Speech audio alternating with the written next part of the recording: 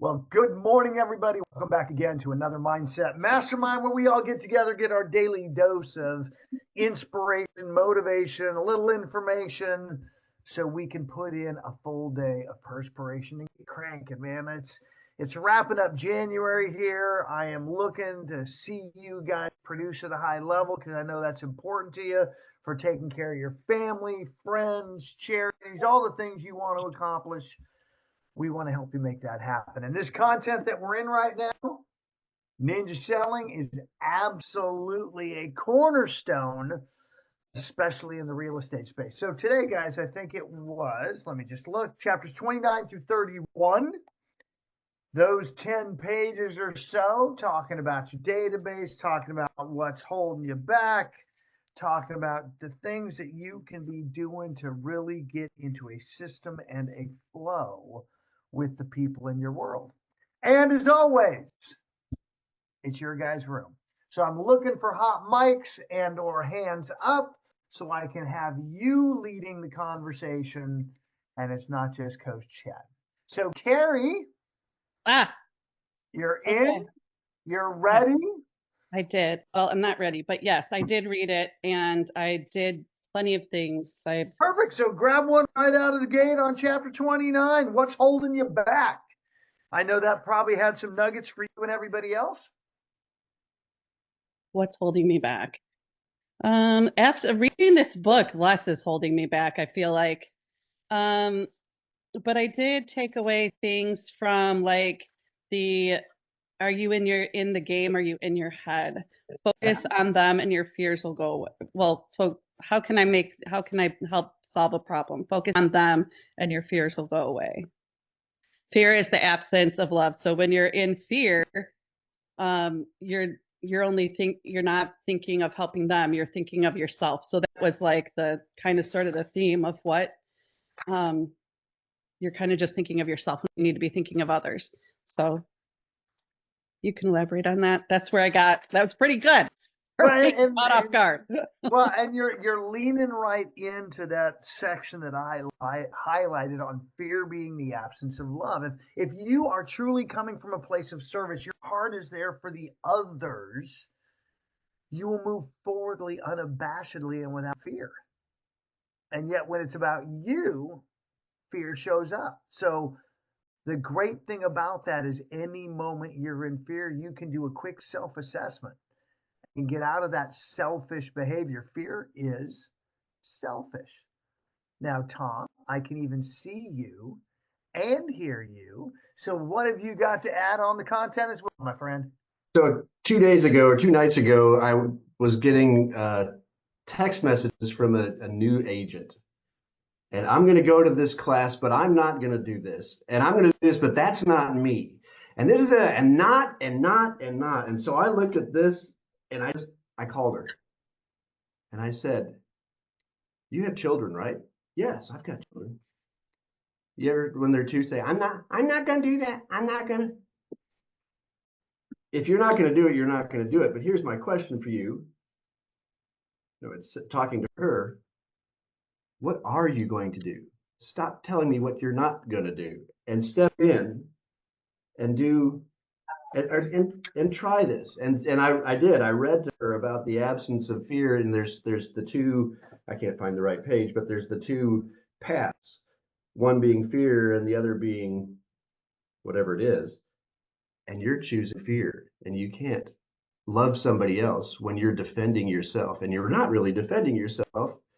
In fact, she had sent me this video and how fear is very wide but very thin, and she was just choosing to walk a long wall of fear instead of just peering her head through and trying one call. This book is such a big deal to me, and so that's what I got out of that. So, how many of you, by show of hands, have known someone to build an absolutely big life permanently in fear? Right? It can't be done. You got to take risk. You got to be out there. You got to feel the fear and do it anyway. See, it's as we read in some previous work last year, it's courage.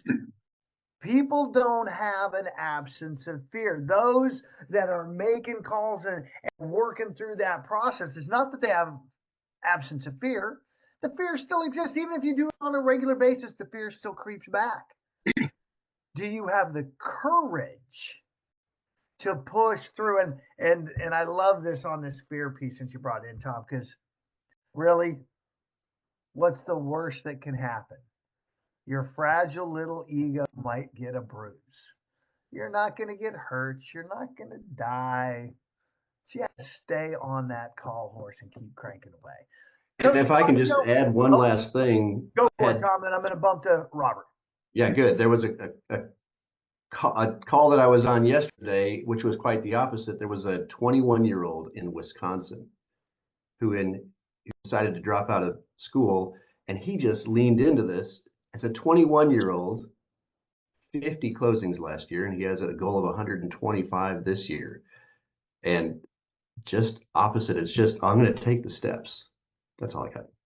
Follow the model, do the work, and bring the other talent in the room is what I'm supposed to do. Camacho, you're up. Harrison, I see your hand as well. Hey, yeah, we've all heard that Jim Rohn quote, you're going to pay the price of discipline. There's the price of regret, right? And that's a well-known quote. And yet I was reading another book, and it hit me a little different. It's the same thing, but it said, contemplate the price or contemplate your price of inaction.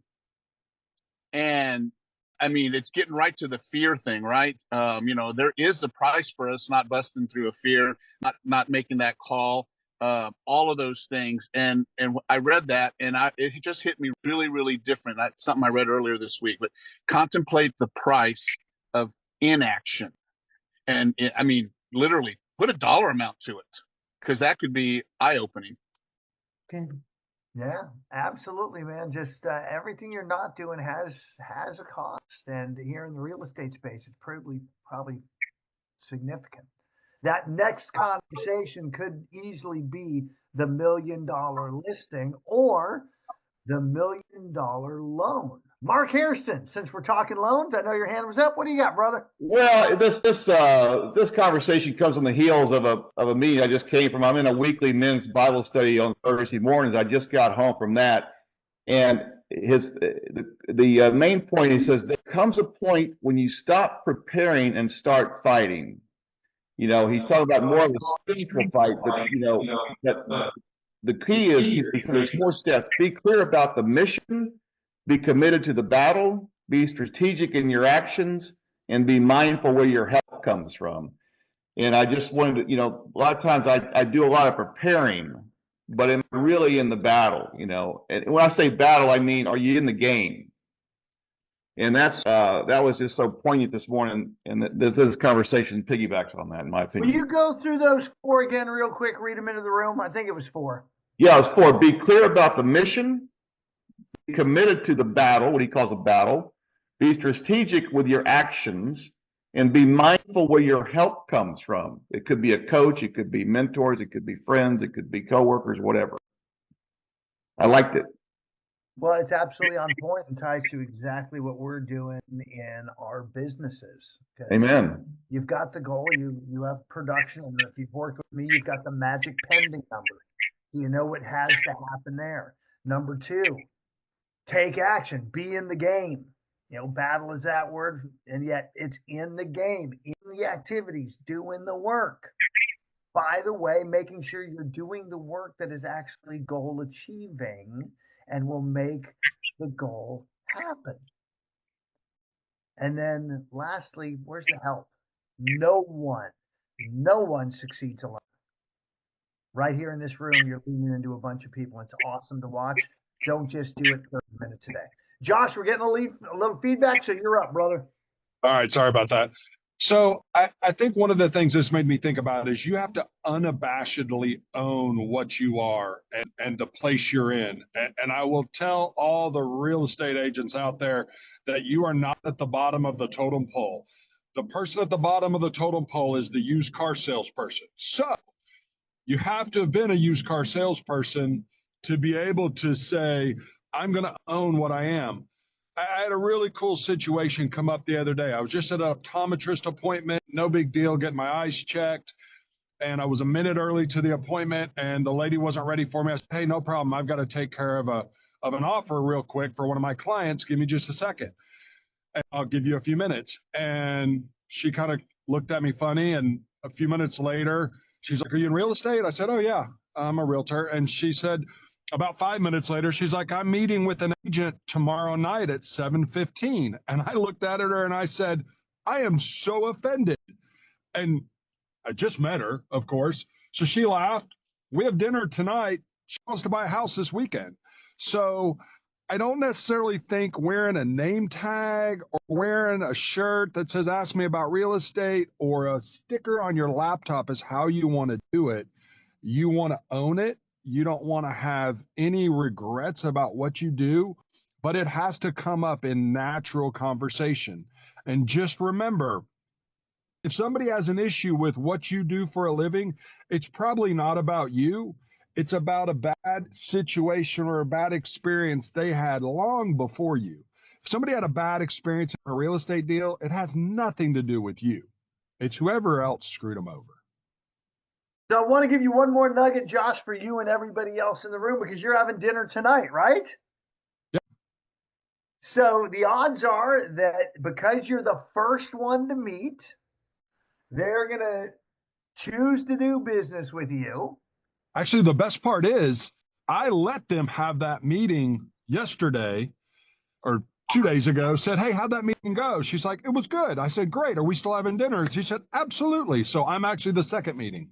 Awesome. So even better, you're going to close it and do it. And if you're the first meeting, there is specific language on it that I can share with you guys down the road on if they really want to do business with you, yet they have another meeting scheduled, how you can neutralize that meeting and even offer to reach out to that agent. And there's a great conversation to have with that agent on why they're not having the follow-up meeting because you schedule it. It's pretty cool stuff. We'll help with that. Great job, Josh. Sharon, I've seen you in and out with Mike. I muted you once because you and Mark are close enough that we got feedback. What do you got? We are. Well, I'm in chapter 30 and building your database. So, what Josh was saying about relationship, the 3 laws of real estate, super important because, you hear location, location, location. But one of the things I think that's given me staying power in this crazy, bizarre Austin market is timing. So, number 1 is location. Number 2 is timing because everything is cyclical. And I got into investing at the same time I started in real estate, and I was the queen of bandit signs with a very specific niche. And I listed more homes than I actually bought in this season and became the short sale queen over a period of time. Back in the day, everything closed in December. And so my Decembers were insanity, because all the banks wanted all these short sales off there. So anyway, understanding the timing of where we were in the market in this specific area was important. And I feel like if we're going to niche, which, the riches are in the niche, however you want to call it. I think that's important. But number 3 is relationship. And I was going to actually use the part about fear, one of the things that motivates me away from fear. But as Josh talked about relationship, I think this is really important. If we don't know something about our clients or stay in touch with them at all, they're just going to go to the next person or the next door neighbor or the person that's referred to them. So I thought that was really empowering that he used wit, to disarm that person and get the appointment. So kudos to you, Josh. And I do want to bring up the part I was going to say about fear because it's still in building your database. A survey of 20,000 realtors showed that fewer than 40% had any kind of database. Even scraps of paper and business cards in a shoebox counted, yet 60% had nothing. The 40% with at least some semblance of a database earned 251% more income than those that had no database. If that does not motivate you away from fear to earn 251% more when you look at the averages of income, I don't know what does. So that was really my point. Well, I appreciate now we're kicking into database, the next chapters, and the relationship piece. You've got to get that dance with your database and building that relationship over time. And I see so many people on social media, especially, complain, oh, my friend listed with another agent. Well, that's on you. You didn't stay in the relationship. You didn't nurture it. You didn't work it. You didn't get top of mind awareness. The other agent did, and that's why they got the business. So it's why we have the process we do in our renegade world to keep you dancing with your database. April, what do you got? Um, so to touch on fear, I don't think it's just the fear of rejection or just about all these things of like the unknown. I think part of it is also staying in your comfort zone. A lot of people just want to stay where you're comfortable because that's where you're used to. And I think we sometimes just forget to get out of our comfort zone, and that's where the growth happens. But at the same time, I think all of us here can collectively agree that we are always trying to get out of our comfort zone because that is where it's coming from. So anytime I'm like fearful of doing something, I always try thinking about the future and thinking like in a few months from now, this isn't going to seem as scary as it is right now. So I just try to think of that comfort I'll have later. Well, that comfort zone, April, is in everything. Your Mhm. health, your weight is your comfort zone. Even if consciously you're saying is it, your subconscious says yes, it is, and you stay there unless you work into discomfort and stay in that discomfort for a while. And all of a sudden, your subconscious owns that, and that's where you are. Your financial situation, whatever it is where your financial thermostat is set. We talked about that in other conversations. And it's a comfort zone. So by all means, guys, you got to keep pushing yourself to get uncomfortable. In fact, one of my house rules, get comfortable being uncomfortable, because that's what we do on a regular basis. Dustin, you're up, and Latrice, I've got a couple here. One, I'm going to get into database in a second, but back onto Josh's comment about who you are as a real estate agent. Number one, I've got tons of deals by wearing a name tag, so don't discount that one. That one actually works. But number two, if you guys know the laws of survival, right? You go laws of survival in threes. You got 3 minutes without air, you got 3 hours in inclement weather, and then you have 3 days without food. So arguably, let's just consider that you dropped off somewhere in the middle of nowhere in the world. Let's suppose you have air. The first thing for survival is shelter. In other words, real estate. So you guys are in charge of the most important thing for human survival. You're not going to go and do open heart surgery outside or in the middle of sand dunes or a hailstorm, right? So if you guys can get it into your mind that literally every single human being needs what you do, your job is extremely important. Number two, as coaches, we see you guys all the time do analysis paralysis with your database. You don't know which one to choose, or it's never going to be done. It's never perfect. It never will be.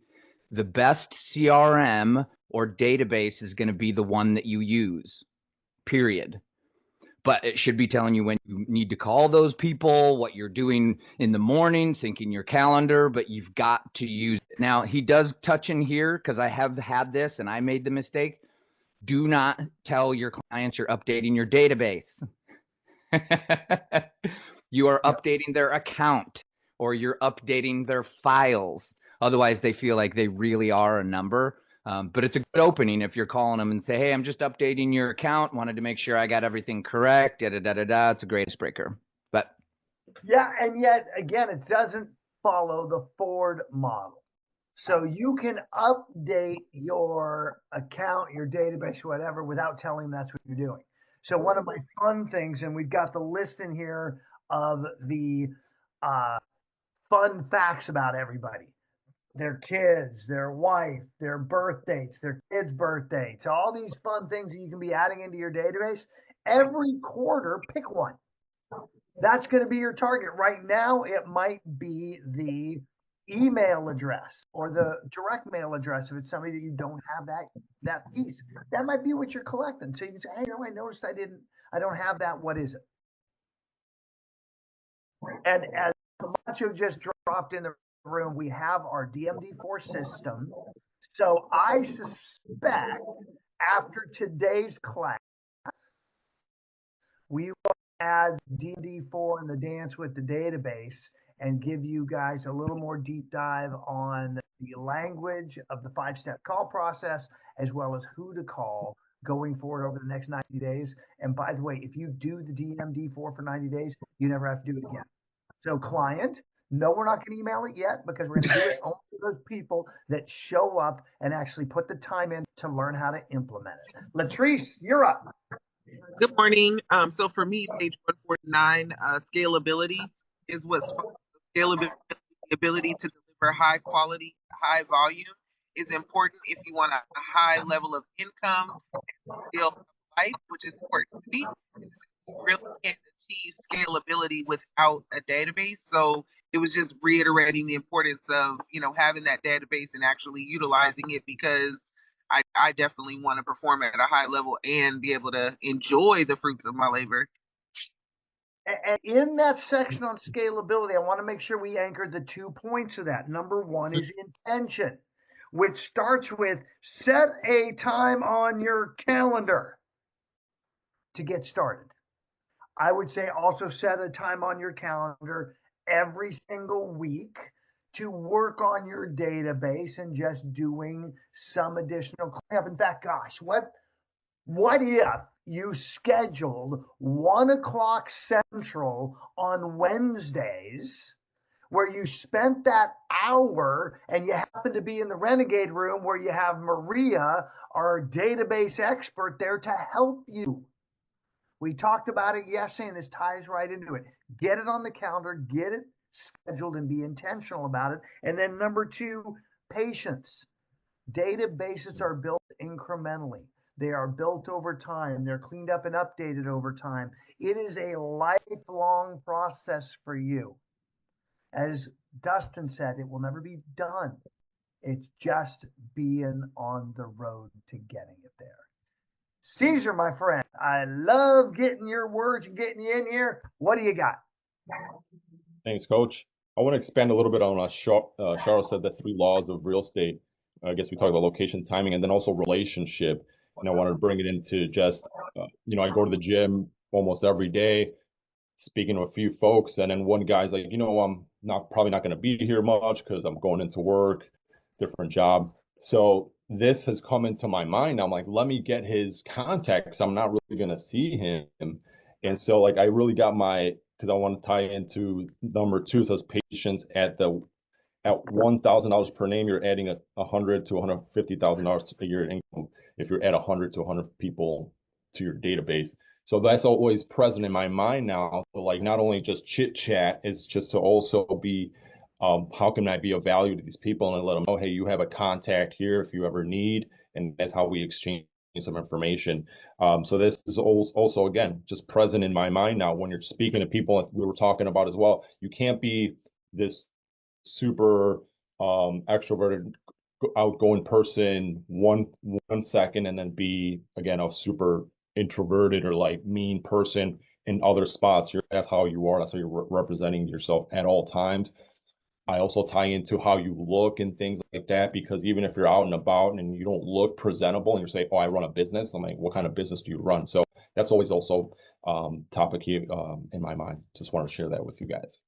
Awesome. And I want to hit on that 1,000 a second and have a little fun first. I'm going to be a U.S. Senator. That's why I'm wearing the hoodie, right? Just, going to Pennsylvania Senator Fetterman. That being said, $1,000 per name per person. Every person you put in your database that you get on a 36 touch, that you call 4 times a year, is worth $1,000 a year to you. The math is the math.